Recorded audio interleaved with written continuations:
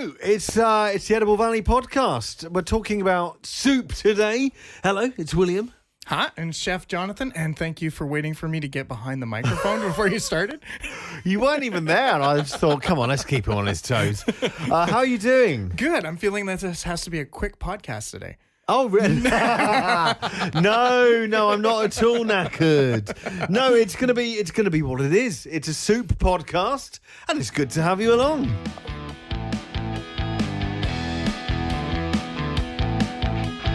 Welcome to the Edible Valley Podcast. We want to invite you as we embark on a culinary journey through the heart of Vancouver Island From the fertile fields, to the pristine waters of the Pacific Ocean. we'll explore the stories behind the food that nourishes us. Tune in to each episode as we deep dive into the flavors, the traditions, and the innovations that make this a true paradise.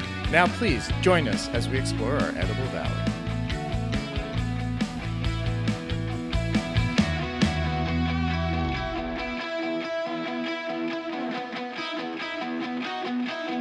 So today, it was honestly for me the first kind of cold day of the year. We are on the 20th of October. Now, you mentioned it as well. Are you sensing a little chill in the air? It's getting a little chilly because I've just done a couple podcasts as well. We were out You've at been doing podcasts behind my back? Yeah, a little bit. Well, because Okay. it was hitting up people that you weren't around for. And I invited you, but you were Because I busy. didn't get invited. No, okay. No, I appreciate that. You're keeping things going. I'm keeping it going. So I got to talk to Chef Avi, who just did the dinner at 40 knots. And I was calling it 40 knots at 40 knots because it was blowing something crazy. Oh, yeah. That's actually quite a good joke. You should write that down. I did write that down. I've told many of people. You know, it's not often I get one. So, so I was just thinking about that soup and thinking about that with the weather and stuff. Maybe we should talk a little bit about soup and warming the soul. I mean, it is definitely soup season, isn't it? It's not borscht. Not the borscht season. We could talk about borscht. Okay, all right, fair enough. All right, yeah, I'm the layman. But no, it is definitely soup season. And you know, it's so easy at this time of year you almost get kind of the back half of August and everyone's excited and everyone's talking about pumpkin spice and all that. And you get through September and it's almost like October hits. And after Thanksgiving, we start jumping forward to kind of people thinking about Christmas. And actually, there's a fair old chunk of time. And this is the key bit of autumn right now. I think October is the autumn month. Of course. And we're about to go into November and it's going to get much colder. And towards the back half of November, we will start looking at Christmas. But for now, this is soup season, middle of everything's orange, and it is the autumn. It is the time. Now, I'm going to do a little plug for Christmas because you brought it up. Okay. Because the North Vancouver Island Chefs Association is planning to do a back to basics. So one of our classes... One minute. What's the abbreviation of them? North Vancouver Island Chefs NVICA. NVICA, as you like to say. So we're going to be doing one of our back to basics at the farmer's market. I believe it's November 22nd. That's a Saturday morning. Okay. And we're going to be putting together Christmas dinner. Oh, yeah. So, and it's going to be sort of showing some of how we can break down a turkey, how we can do some different dishes and different sides to go with your Christmas dinner. So when you're at the market, you kind of start looking around at what's out there. You know, maybe some chestnuts, some hazelnuts. You know, let's see if we can find some cranberries and see where we can go from there. Exactly. At that time, you can start to think there are some things you can think about maybe buying at that point for the actual dinner. Exactly. Now, can you confirm, actually, because, you know, hands up, I haven't been to the farmer's market for a couple of weeks. We just haven't got there. Are they back inside yet? Not yet. I think it's just about to happen right now. So right. Is this Saturday, which is going to be the 25th, is that inside or outside? Oh, my God. All right. Okay, tell you what. You talk. I'm going to look this up. We're going to look this up. Okay. Yeah. Well, then, while you're looking that up, we can talk a little bit about soups and why soups matter, right? Let's get real, is because soups are universal, right? Every culture has soup, a version of soup in their traditional food making. Anywhere around the world, right? All right. I want to shoot some countries at you. Okay. Can you tell me what you think their soup culture probably is? Oh, let's go for it. All right. I'm going to stretch your knowledge a little bit. This is just off the top of the cuff here. Yeah. Spinny wheel. You'll get your turn. Din, din, din, din, din, din. Tonga. So it's kind of middle of Africa kind of area. Ooh. Yeah. I feel like that's It's like difficult. a nice stew of some sort. Yeah. Something very brothy Yeah. with vegetables. Yeah. And there's going to be some meat in there. Yes, definitely. Definitely, like goat, something like that. So, I'd definitely, imagine. yeah. Yeah, that'll be really, Yeah. really good. Yeah, And some nice vegetables in there. yeah, Yeah. All right. Thick broth. yeah. But Delicious. I don't have a name for that soup. No. It's true though, isn't it? You're looking at the landscape and you're saying Yeah. this is probably what it's going to be roughly. Yeah, like. and that's how most of these things. So that's like you Yeah. were saying, borscht, right? Which is a very deeply Russian, Ukrainian style dish, right? And what it is coming up with those vegetables in the root cellar, Yeah. you know, that are holding up. So like your beets and cabbage and onions and stuff like that, being able to bring those down, bring them up and cook them with maybe some potatoes. So Yeah. in the cold of winter, you have something nice and warm and hearty that's going to fill your soul. And so I think that's why I wanted to talk about soups today, you know, to find those things that warm your soul. All right, you're just trying to be too profound. And I wanna you're taking the teach- podcast up market. Spin the spinny wheel. Go on, spin the spinny wheel. We'll do one more. Iceland. So you're talking. There's a lot of fish Definitely. because I've been a lot there. of We had the fish. rotting whale meat when we were there. Right. But we're talking about what you think an Icelandic soup would be like. And actually, I'm gonna Google this. I have to do this too. Dick soup. I love how you set me up on stuff that I'm not really prepared for or Tonga and ready to Iceland. go on, you know? Like, All right. Are you looking it up? Have you pressed go? I am trying to, but No, I'm not stop. getting it. Right there. Okay. So there's a meat in there that you probably wouldn't expect. You have it a lot at Easter. I'm talking ham? No. No. In the traditional like Easter, what would you have at Easter for like if you're having a joint of something? What would it be? I love when you put me on the spot. I mean, they do in Britain anyway.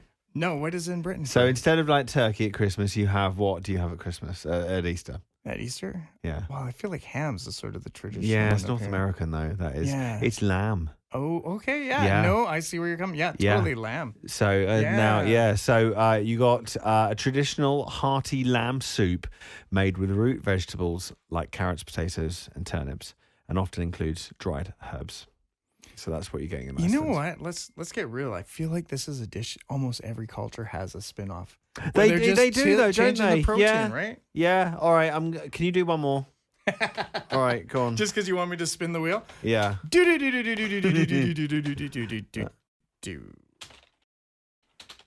Argentina.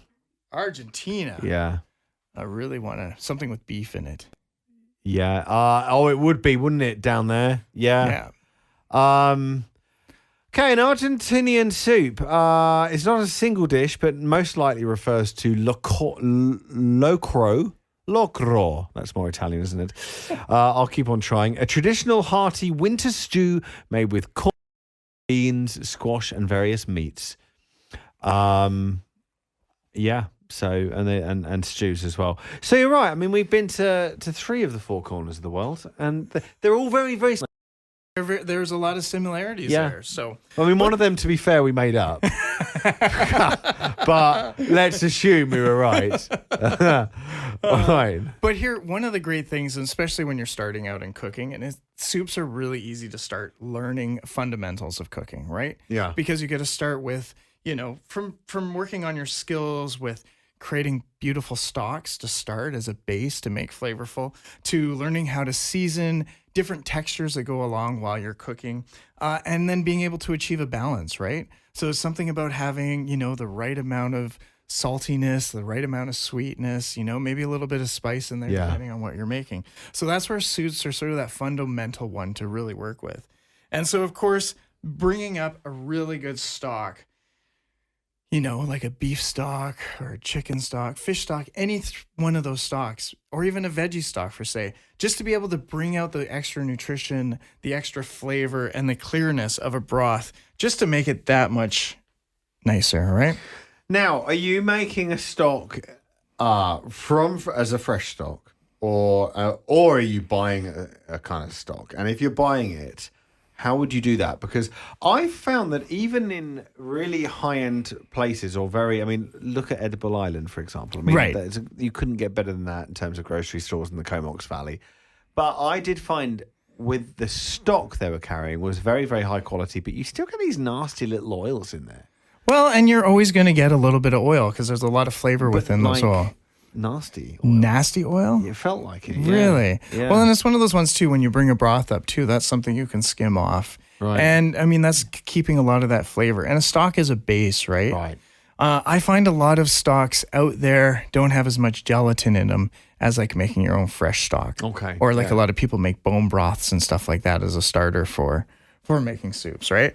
So I always like to make sure that you have a nice, so when you're building like with bones and stuff like that, having nice bones with a lot of joints in them, right? Because there's a lot of extra gelatin in there.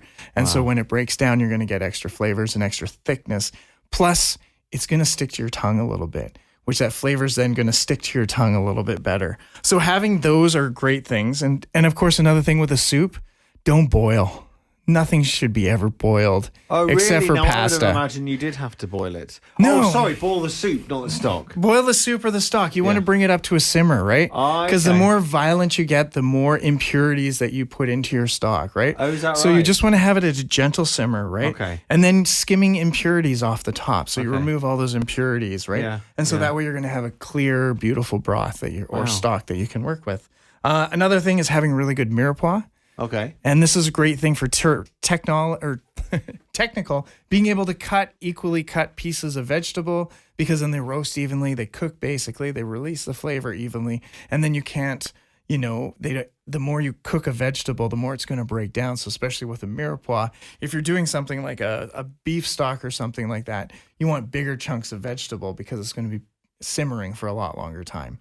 So because of that, it's not going to, if you use really tiny chunks, they're all going to break down into nothingness and dissolve into your stock and give you cloudiness. Right. Okay. So those are some of the things that you're looking at when you're playing around with stocks, is really having nice product to start with, nice clear stocks. And that's just going to transfer as you go away. Beautiful. All right. Okay.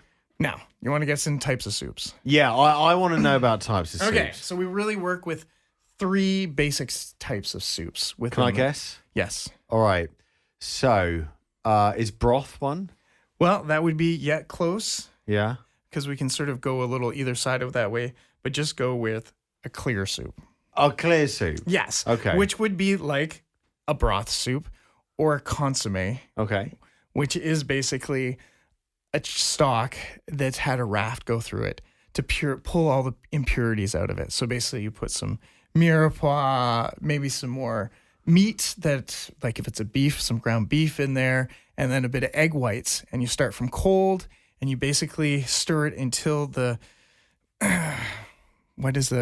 till it starts to bind together, and then that raft will rise to the top, pulling all those impurities out of there. Wow. And it'll give you a nice, beautiful, clear consommé. That's why consommes are like the creme de creme of all chefs when they're doing. If you can do a good consommé, it's also the one that is going to get the least appreciation when you put it in front of a customer, because they're like, it's just broth, right? Like, yeah, but actually a lot has gone into it. A lot of work to get it into there. Yeah. And that's why having beautiful garnishes, but we'll get onto that in a bit.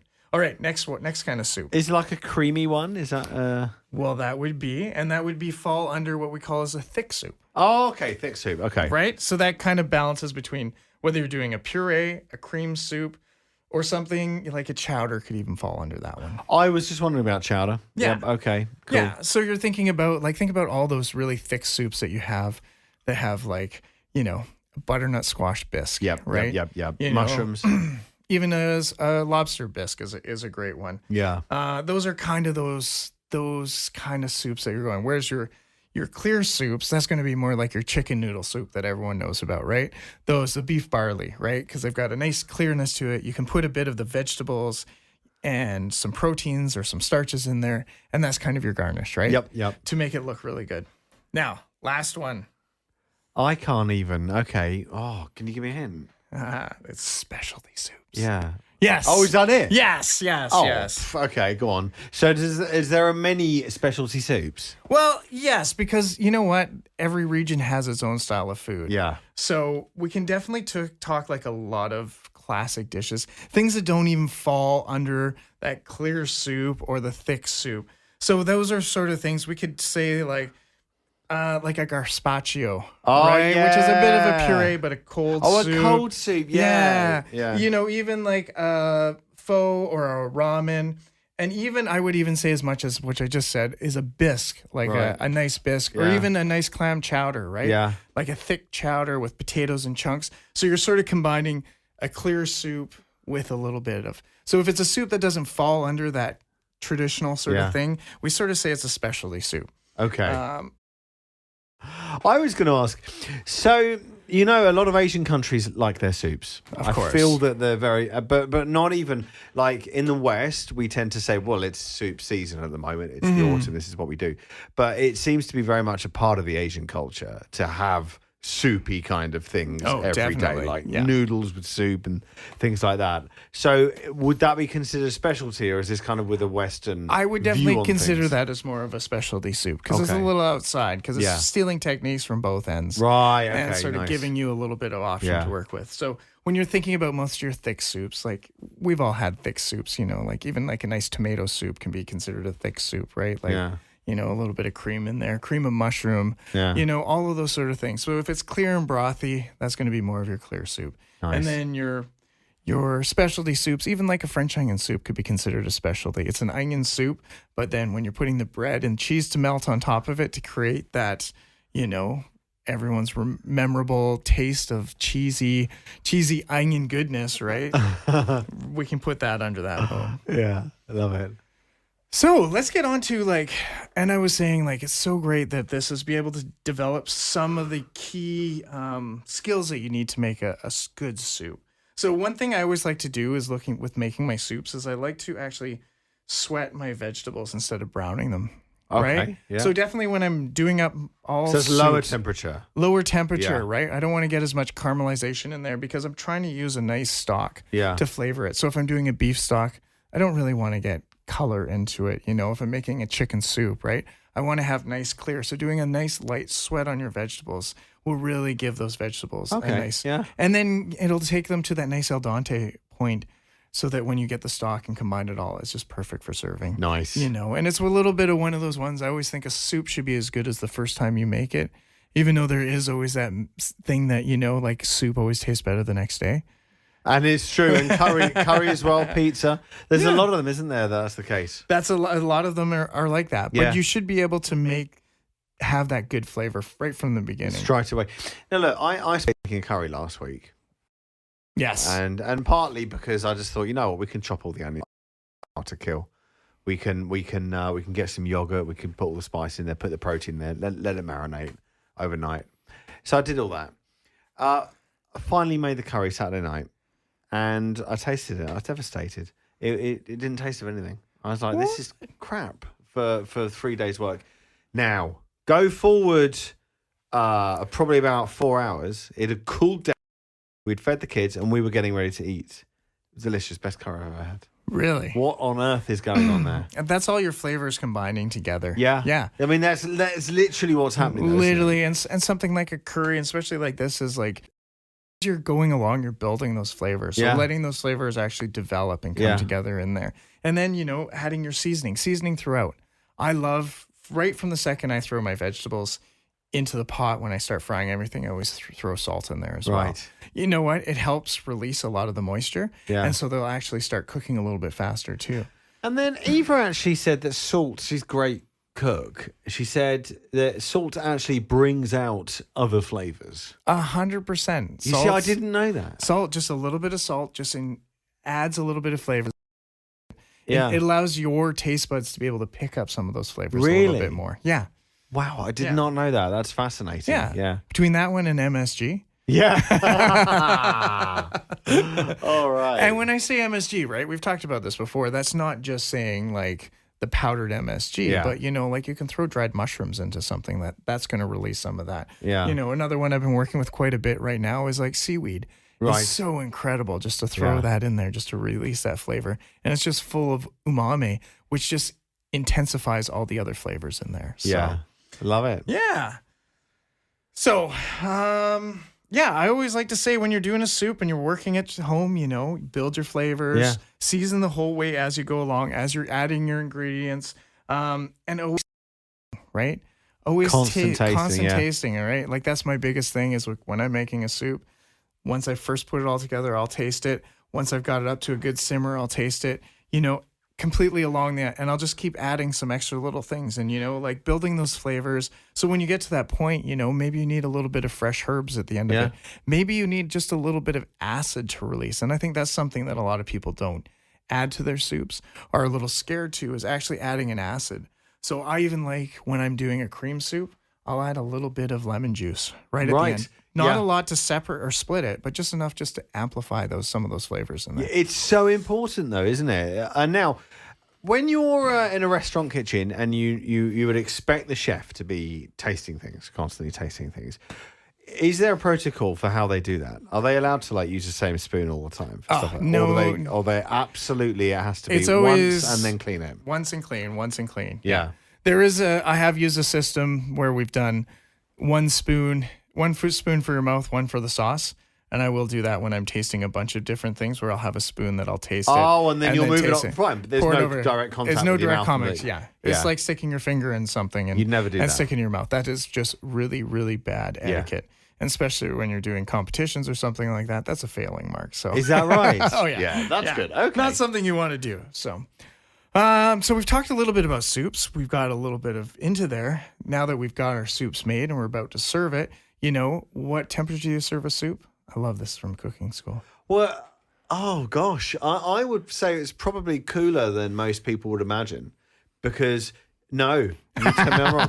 Because you see, I just think there's a certain, when stuff's really hot, you're just too worried about your mouth being burnt to actually taste it. I know, but the proper way, hot soup should be served hot. Really? Right? You want to have it nice and piping hot. So when it goes down in front of the person, that's why I have a spoon. Yeah. Stirring it a couple times, you can cool it down. What temperature are we talking? What's that? Oh, we're not talking about 100 degrees or something like that, but definitely we want to be above 74 degrees, right? Because that's our danger zone, right? Like we want to keep it, everything has to be above 60, because once you drop below 60 degrees, then that's when you're in the danger zone, and that's when bacteria. So if your soup's going out above 60, in the 70 range, nice and hot, that's your prime location.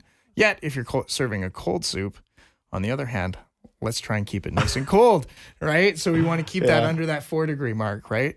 So that it's nice and fresh. It's funny because I did go through the food program briefly at North Island College, so we had to do a number of little courses, and it's typical Canada, and it's the same in the UK. Learn everything in Celsius. Now I've gone out into the real world. Everything's in Fahrenheit. So I've forgotten the Celsius. I know everything in Fahrenheit. And now you're back to Celsius. I'm like, oh my God. And he's thinking 60. I'm thinking that's a hot, very hot summer's day. You know what? And I've been forcing myself to get into metric, right? Being in culinary, I've decided that metric is the way to go. That's what I teach. That's where I'm trying to get rid of cups and teaspoons and tablespoons. Well, don't say that. You love the cups are such a good, useful system. I know, but when you're doing recipes and you're converting and stuff like that, it's a lot quicker to convert 100 grams of something, I mean, you can't argue with that. That's true. It's an interesting topic, actually. But cups is actually a very North American system. And I've just got into it, actually, the last few years. And it's a very good system. Like you can use it without any equipment. You can, know a cup. Whereas to get to a certain temperature or to know a certain amount of grams, if you've got an electronic scale, which most people do, then you need. And let's get real. Once you get into most commercial kitchens and get to certain spots, they kind of do away with that. And a lot of some of the great chefs are just going with. Yeah, it's true. I've got my coffee cup over there. That's about that much. That's how much I'm going to put in. And then they know. Yeah. Well, you have to be a very good chef to do that. And it's honestly, because Eva does that. Again, she's a great cook, but she never does any recipes. She's like, oh, it's amazing. Can you make that again? I don't know, maybe. And then the next week it's crap. Anyway, don't tell her. I don't think she's a listener. She gets enough of me at home, so. Fair enough. So the last thing I wanted to talk about with soups was talking about garnishing and presentation, because it's really a great palette for doing a lot of really cool, interesting things with. So whether you're doing your clear soups, you're doing a thick soup, or you're doing some of your specialty soups, there's lots of different fresh herbs that you can put on it, doing croutons, drizzling a little bit of oil, right? Like you can put different types of I'm oils a fan on of that, top, yeah. you know, or a swirl of cream or creme fraiche, or there's lots of little things with that. As well as if you get into the higher levels and we get into consommes, there's a whole bunch of different consomme garnishes, which are classic ones from a Royale to just julienne vegetables in there. So there's a lot of different techniques and a lot of things, but it is a really interesting canvas to be able to put interesting garnishes on it. So nice, excellent, and it's an art in its own right. Yes, not to be forgotten. Great. Well, I really enjoyed it. You know, it's 25, it's only 30 minutes. Really? Yeah. Well, I just wanted to say, you know, it's such a great time for soups to warm up, and especially when you've got all this great root vegetables out there, you know, going out to the market, getting some of those things and just bringing them home and making a nice puree soup or a nice cream soup. It's just the season for that, right? Yeah.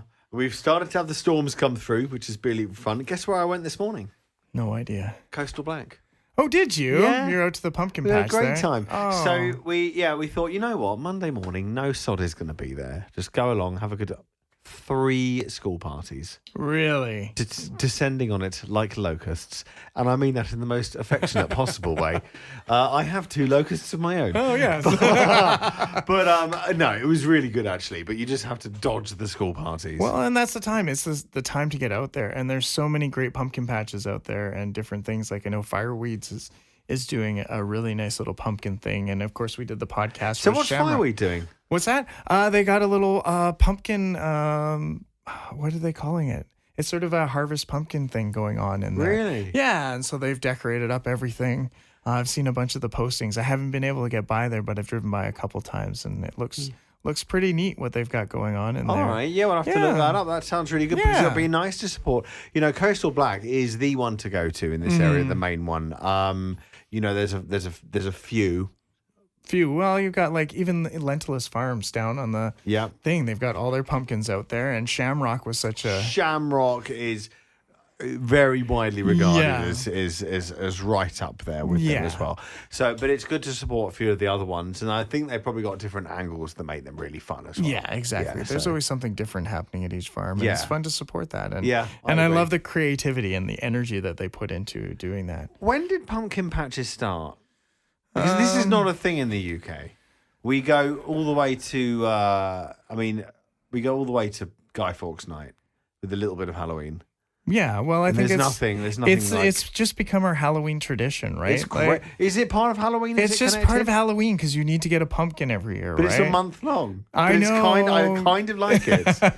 Well, it's spending that time because the harvest is coming available right now. The pumpkins are out in the field and they need to be picked. So that's why the pumpkins are part of Halloween, right? Do you think pumpkins would really be a thing if they didn't somehow become part of Halloween? I think it would be a bit more of a struggle. I mean, but there is always pumpkin pie. They're not that great, though. I do like a good pumpkin pie, yeah. With custard. Yeah, a little bit, yeah. A little custard or even just some nice vanilla ice cream on top of it. Yeah. Just keep it nice and simple. I love it. So I think there is. But you know what? There are some better pumpkins for pumpkin pie than the old jack-o'-lantern pumpkin, right? Yeah. Like it's not as sweet. And so, yeah, I think one of those ones that, a lot of this is just for this one little event. And well, they bring a lot of happiness and joy. And I tell you what, seeing all the kids today, they're all very, very happy and enjoying themselves. That's true. Which is lovely.